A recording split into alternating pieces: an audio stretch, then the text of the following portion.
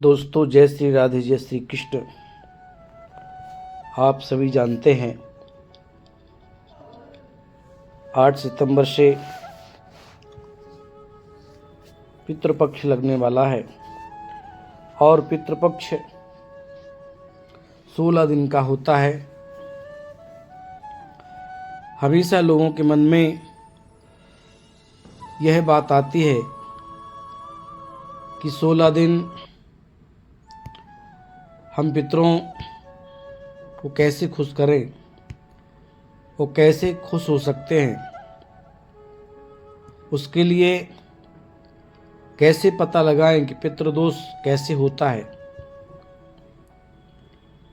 एक बार की कथा आती है, यह शिवपुराण की कथा है। एक बार पितरों ने महादेव से कहा, मनुष्यों को पितृदोष क्यों लगता है?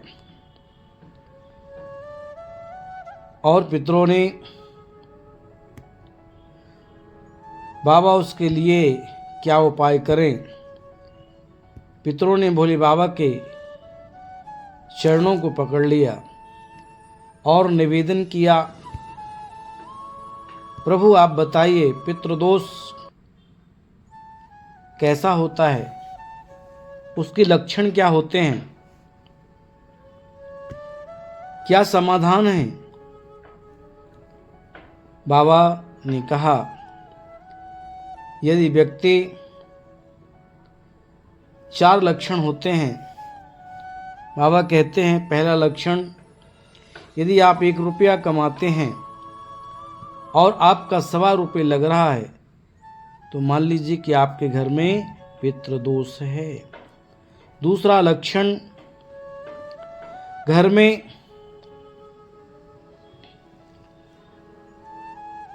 में खूब लड़ाई हो रही हो, समझो पितृदोष है। माता पिता में लड़ाई, बच्चों माँ से लड़ रहे हैं या टेंशन तनाव बना हुआ है, घर में निरंतर लड़ाई झगड़ा यदि हो रहा है तो समझ लीजिए ये लक्षण पितृदोष के हैं। तीसरा उपाय शिव जी बताते हैं, घर में घुसने से डर लगे या सोते समय रात्रि में सांप दिखाई दे, सर्प दिखाई दे, काला नाग दिखाई दे, तो मान लीजिए आपके घर में पितृदोष है। चौथा लक्षण शिवजी बताते हैं, कितना भी भोजन करें आत्मा तृप्त न हो। यदि हम किसी व्यक्ति को भोजन के लिए बुलाते हैं और हमारा पूरा भोजन आधे में ही खत्म हो जाता है और रोटी खत्म हो जाती है, चावल खत्म, दाल खत्म हो जाती है, ये मान लीजिए कि आपके घर में पितृदोष है। यह तो आपने लक्षण जाना कि पितृदोष कैसा होता है।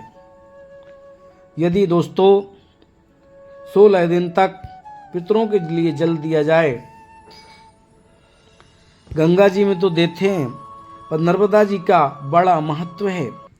नर्मदा तट पर काली तिल, जवा, सफ़ेद फूल ले जा करके और ब्राह्मण पंडों के माध्यम से यदि हम जल अर्पित करते हैं मंत्रों के माध्यम से, तो निश्चित रूप से हमारे पितृ प्रसन्न होते हैं और पितरों का आशीर्वाद हमें प्राप्त होता है।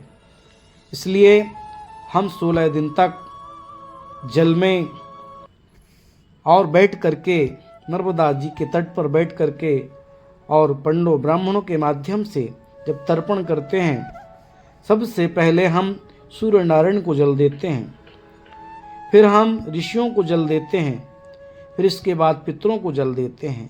ऐसी क्रिया है।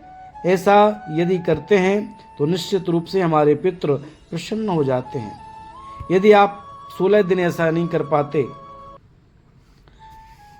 पितृदोष की शांति के लिए एक बिलपत्र और उसमें 3 पत्ती होती है, एक पत्ती को पानी में भिगो दें, 2 पत्ती को दूध में भिगो दें और भोले बाबा को चढ़ा दें। 16 दिन तक ऐसा करेंगे तो आपके घर में सुख व शांति होगी और पितृदोष जैसी बीमारी, पितृदोष जैसी बाधाएं दूर हो जाएंगी। आखिर ये पितृदोष आता क्यों है?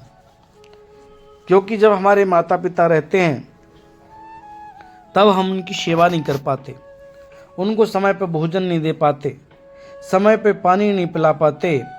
जब मृत्यु हो जाती तो फोटो के सामने 1 दोना भर के रसगुल्ला रखते हैं और सुंदर सी माला खरीद करके रोज पहनाते हैं।